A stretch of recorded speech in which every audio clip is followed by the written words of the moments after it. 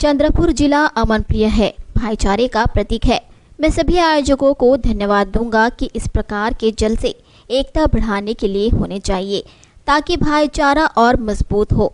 ऐसे उद्गार स्थानीय केडी कॉम्प्लेक्स में आयोजित सर्वधर्म संभाव कौमी एकता ईद मिलन समारोह दौरान पूर्व सांसद नरेश बाबू पुगलिया ने कहे।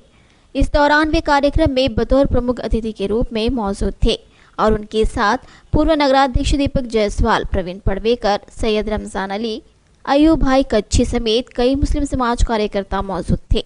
श्री पुगलिया ने इस कार्यक्रम में सत्ता पक्ष पर निशाना साधते हुए केंद्र और राज्य सरकार से अपेक्षाएं रखने को गलत बताया। अच्छे दिन के नतीजे केंद्र सरकार के 15 महीने और महाराष्ट्र सरकार के 9 महीनों ने दिखा दिए जाने की बात कहते हुए लोगों को पैसे का लालच देकर मतदान करवाने की बात कही। इस दरमियान उन्होंने अपने विकास कार्यों और योजनाओं की जानकारी दी। शिक्षा क्षेत्र में मुस्लिम समाज को सहकार्य और आगे बढ़ने पर बल दिया। आगे उन्होंने मेडिकल कॉलेज के मुद्दे को सियासी करार दिया। उन्होंने बताया कि मेडिकल कॉलेज की मंजूरी के लिए हाई कोर्ट और सुप्रीम कोर्ट पर अपनी एड़ियां रगड़नी पड़ी, तब कहीं जाकर इसे मंजूरी मिली है।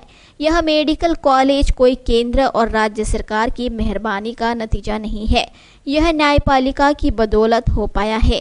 यदि पालक मंत्री और राज्य सरकार के भरोसे होते तो और 5 साल लग जाते, इसलिए इसे जनता की सहमति से नाम दिया गया है। कार्यक्रम में मौजूद अन्य उपस्थितों ने भी अपने विचार साझा किए। इस दौरान हजारों लोगों ने उपस्थित रहकर एकता की मिसाल दी।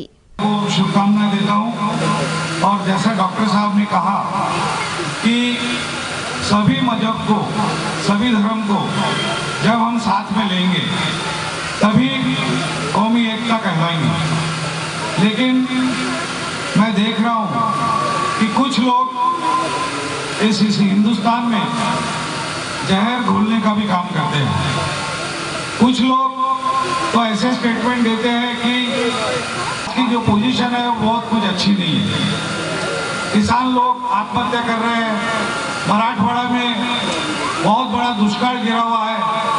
आज ही टीवी में मैं देखते समय देख रहा था कि मराठवाड़ा में हर शहर में आज पानी की किल्लत है और इतनी किल्लत है कि करीबन वहाँ मेरे को लगता नहीं कि ये अभी तो अगस्त चल रहा है, सितंबर, और अभी 8-9 महीने निकालना है। तो वहाँ के लोग पानी के लिए 5-5 किलोमीटर 10-10 किलोमीटर से पानी ला रहे हैं। आज चंद्रपुर की परिस्थिति देखो। चंद्रपुर में भी जैसे नरेश बाबू ने मेडिकल कॉलेज के बारे में जो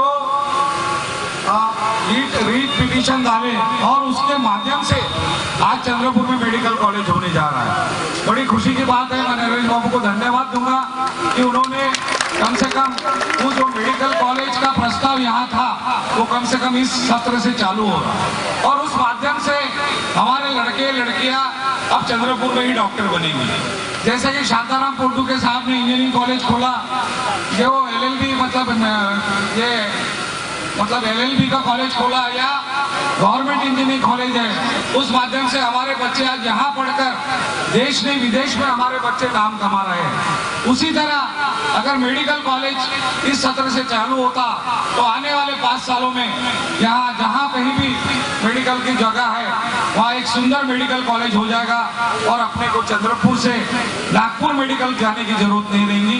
क्योंकि हमारा जो मरीज है, बहुत से बार डॉक्टर लोग कहते हैं कि भाई पेशेंट को नागपुर ले जाओ और ऐसे समय एम्बुलेंस ये सब देखते हुए मरीज बीच में मर जाता है। और एक अच्छा निर्णय मैं कहता हूँ कि नरेश बाबू ने लिया और उसका जो नाम है वो भी उन्होंने डॉक्टर फूले अंबेडकर मेडिकल कॉलेज, ये जो नाम दिए ये बहुत ही अच्छा नाम है।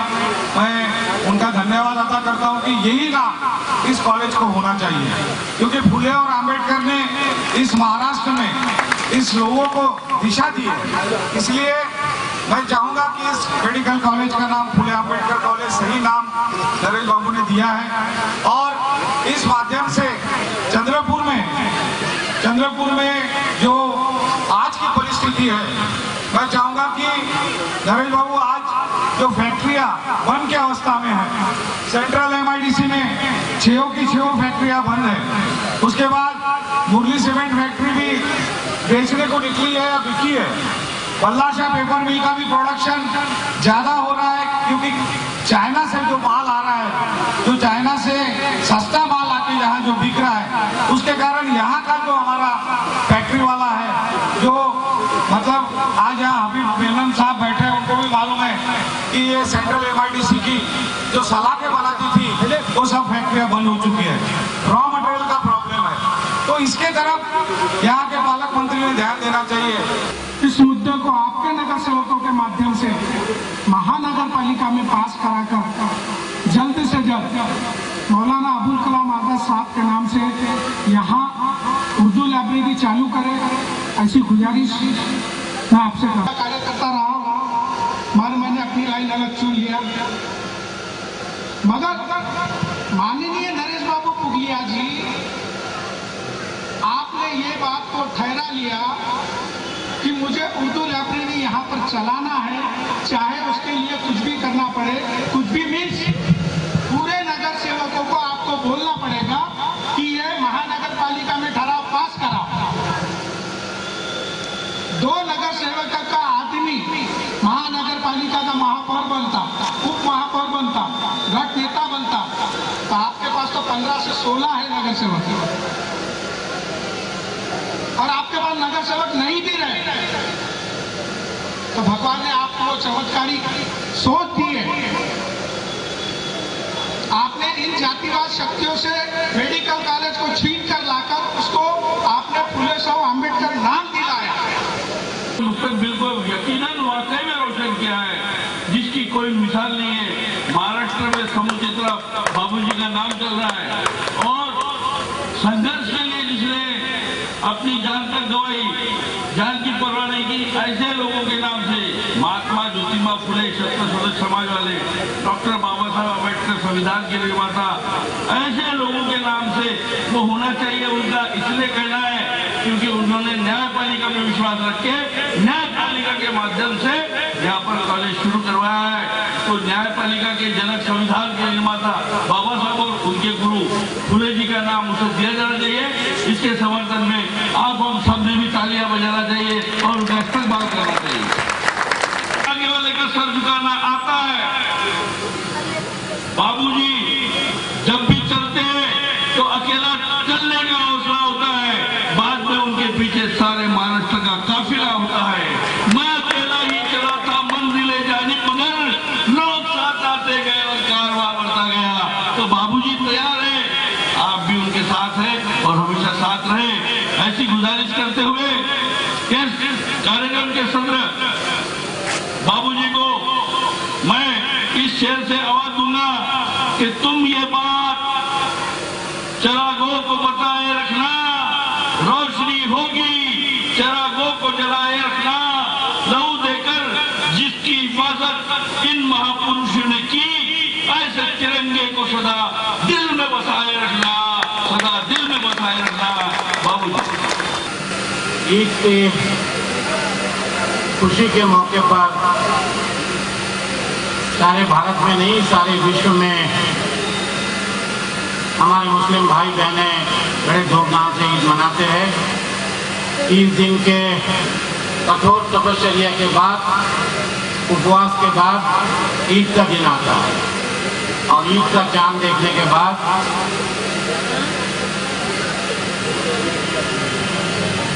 ईद खुरमा वो अपने और अपने रिश्तेदारों में नहीं, बल्कि सभी जाति धर्मों के लोगों के साथ, अपने मित्रों के साथ मिलकर खुशियां बांटते हैं। साथियों, मुस्लिम समाज अल्पसंख्यक समाज है।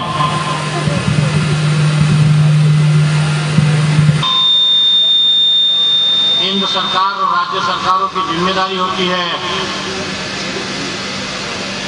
कि उनको भी बरोबरी का हिस्सा मिले, चाहे वो शिक्षा का क्षेत्र हो, उद्योग का क्षेत्र हो, कोई भी क्षेत्र हो, क्योंकि इस राष्ट्र में रहने वाला, इस भारत में रहने वाला 1947 में जब हम लोग अलग हुए हम लोग मतलब बुजुर्ग लोग, मैं तो 47 के बाद पैदा हुआ हूँ, लेकिन एक छोटा भाई पाकिस्तान के रूप में और बड़ा भाई हिंदुस्तान के रूप में।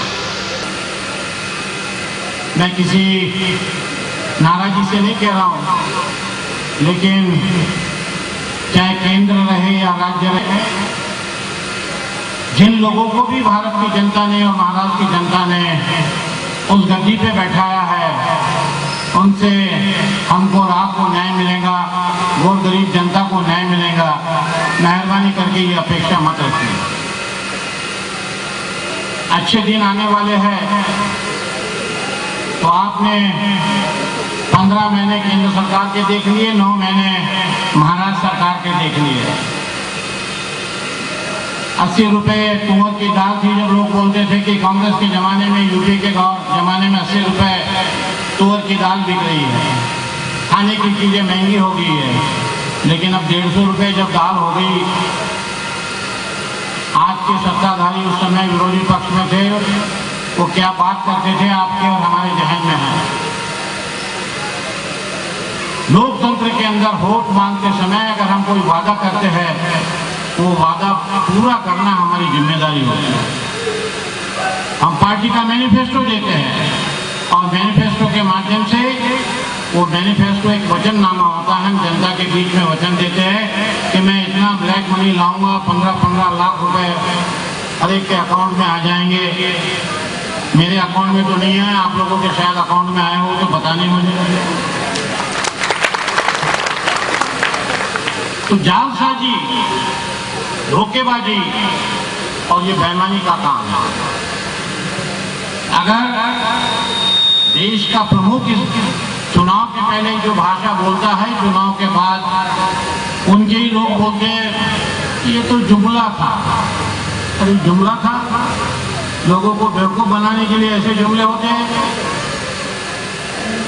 तो जिनकी इच्छा नहीं थी, उन्होंने 15 लाख के लालच में लाइन लगा कर दौड़ कर मतदान किया, उसका नतीजा हमको और आपको भुगतना पड़ेगा। लेकिन उसकी चिंता नहीं, लोकतंत्र में सरकारें आती है और जाती है। लेकिन अय्यूब भाई ने काम की बात कही, वैसे वो हमेशा काम की बात ही करता है। अय्यूब भाई एक बहुत खतरनाक व्यक्ति है और उन्होंने जो काम की बात कही है, सही मानों में शिक्षा के क्षेत्र में मुस्लिम समाज बहुत पीछे है। सारे भारतवर्ष में अगर कोई शिक्षा के क्षेत्र में पिछले 67 साल में कोई पीछा रहा है, तो एक मुस्लिम समाज और आदिवासी समाज।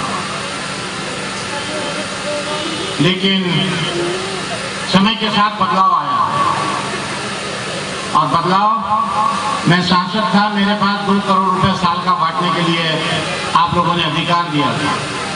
मैं चंद्रपुर और गढ़चिरौली जिले के दौरे पे जाता, मुस्लिम समाज के मोहल्ले में जाता, तो बाबू आपके सांसद निधि से हमें कब्रिस्तान के लिए कंपाउंड वॉल चाहिए।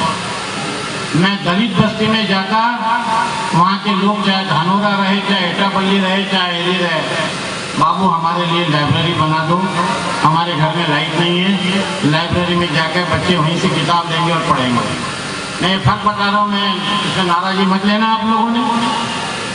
भाई कब्रिस्तान को भी उतना ही महत्व है और हमने बनाए भी, एक नहीं 10 बनाए। चंद्रपुर के 4 या 5 कब्रिस्तान थे, सबको जो किले जैसी कंपाउंड वॉल है, आपने जो अधिकार दिया था उस अधिकार से बनी है। मैं यूँ भाई को बताना चाहूँगा कि मैंने 2 बड़े हॉस्टल बनाए, एक आपके किशवाई स्कूल में और उनको एक दिया गढ़चिरौली में, और इस कंडीशन पे दिया कि इसमें ग्रामीण क्षेत्र से अल्पसंख्यक जो बच्चे आएंगे उनके लिए हॉस्टल बनाइए और उनको पढ़ाइए, जो उच्च शिक्षा के लिए चंद्रपुर में आते हैं या गढ़चिरौली में आते हैं। मैं कॉर्पोरेशन से जरूर कोशिश करूंगा, रिलायंस कंपनी के टावर शहर में मत लगने दीजिए। 120 टावर लगने वाले हैं और 120 टावर में एक टावर का मैं उदाहरण दूंगा।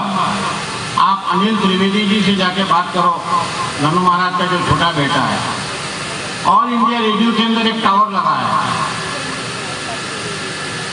दूरदर्शन का और ऑल इंडिया रेडियो का। उस टावर के आजू बाजू के मकान में 13 कैंसर के मरीज है, जेंट्स लोग। लेडीज लोग की गिनती मैं नहीं बताऊंगा आपको, लेकिन जेंट्स लोग 13 लोग, 25-50 मकान के बीच में 13 लोगों को कैंसर हुआ है। ये इतनी भयानक बीमारी है, थोड़ी भी शर्म होती तो पैसे के पीछे न भागते हुए वो टावर का विरोध करते थे, लेकिन उस कंपनी के सामने इन्होंने घुटने टेके चंद सिक्कों के लिए और उनको परमिशन दी। लेकिन हमने जनता के बीच में चंद्रपुर बंद करके सबको आगाह किया कि मेहरबानी करके अपने घर के पास टावर मत लगने दो। टावर लगाइए आप, हमें एसटीडी के लिए, हमें नेट के लिए टावर की जरूरत है, लेकिन बाहर, शहर के बाहर टेकड़ियों के ऊपर टावर लगाओ, जो बीएसएनएल ने पूरे हिंदुस्तान में लगाया है। आप शहरों में घरों के बीच में जाके टावर लगा दोगे, टावर से सब में ज्यादा नुकसान छोटे बच्चों का होता है। और अब ये 2G से 3G आ गया, 3G से 4G आ गया। डॉक्टर सोहितकर जी से 2 दिन पहले मेरी बात हुई, उन्होंने कहा कि 4G आने के बाद मोबाइल सुविधा तो हमारी बढ़ गई है, लेकिन कान की बीमारी, ब्रेन की बीमारी, अन्य बीमारियों को हम आमंत्रण दे रहे हैं। तो साथियों, इस चीज के ऊपर भी आपको और हमको गौर करना चाहिए। और खास करके अल्पसंख्यक भाइयों से, बहनों से मेरी अपील है कि बच्चों के पढ़ाई में कोई कॉम्प्रोमाइज मत करें। हमें मालूम है 15-16 साल का, 12 साल का, 14 साल का बच्चा हुआ, कहीं पंचर का दुकान में जाके बैठ जाएगा, कहीं वो हमारे हबीब भाई के कौन सा बोलते हैं उसको, लोहे का भंगार क्या बोलते हैं, तो वो गाड़ी बेचारा ठेला चलाएगा। पढ़ाई के बारे में कोई कॉम्प्रोमाइज मत करिए। शिक्षा ही आगे चल के समाज को उन्नति के रास्ते पे ले जा सकती है, इसमें कोई दुमत नहीं। डॉक्टर बाबा साहेब आम्बेडकर के जो 3 शब्द थे, शिका, संगठित व निसंघर्ष करा।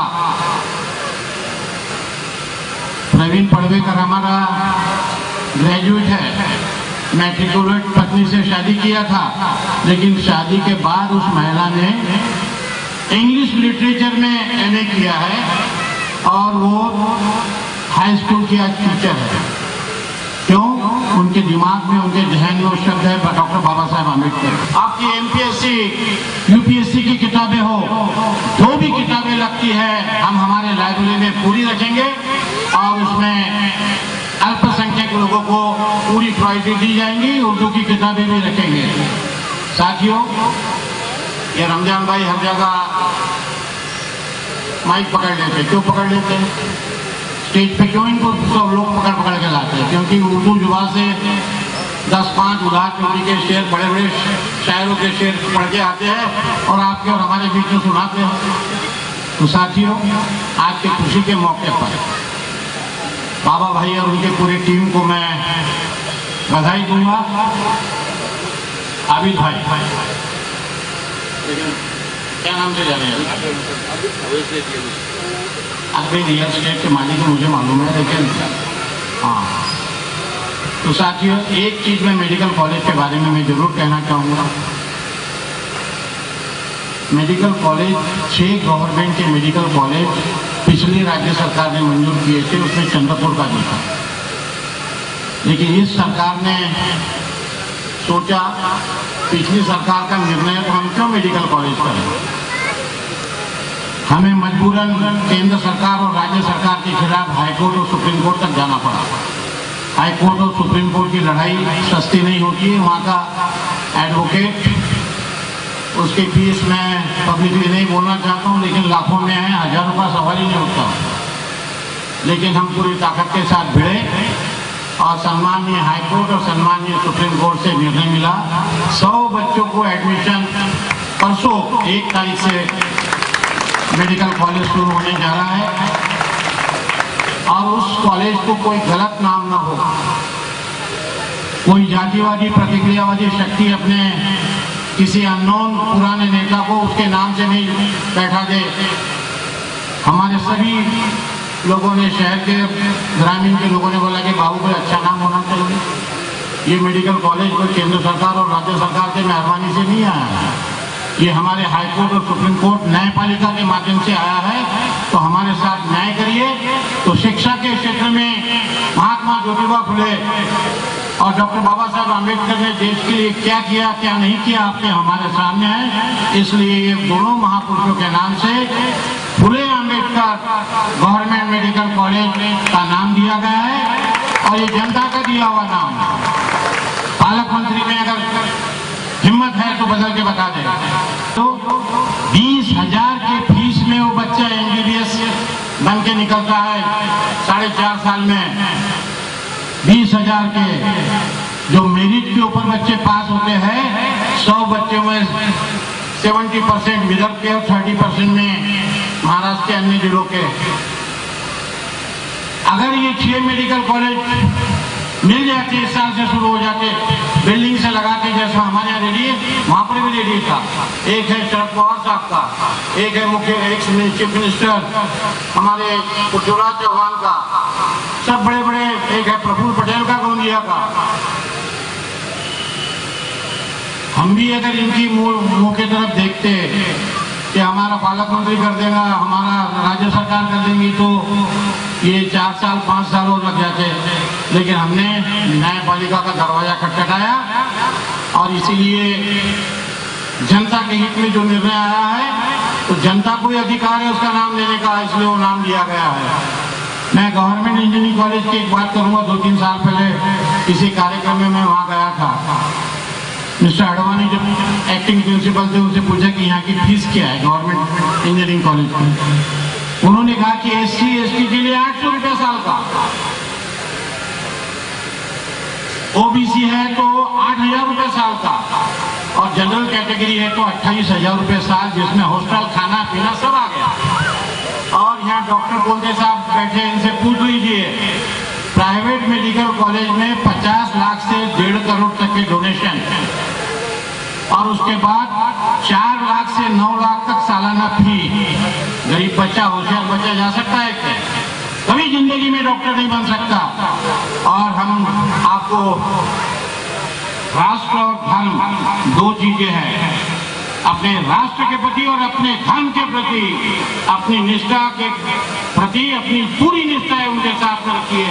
जितना हम सम्मान राष्ट्र को देते हैं, उतना ही सम्मान हम अपने धर्म को देते हैं। और डॉक्टर बाबा साहब ने जो हमें संविधान दिया है, हर व्यक्ति को स्वतंत्र है कि वो जिस भी धर्म को मानना चाहता है, उस धर्म की वो पूजा है कि मुझे धर्म परिवर्तन करना है।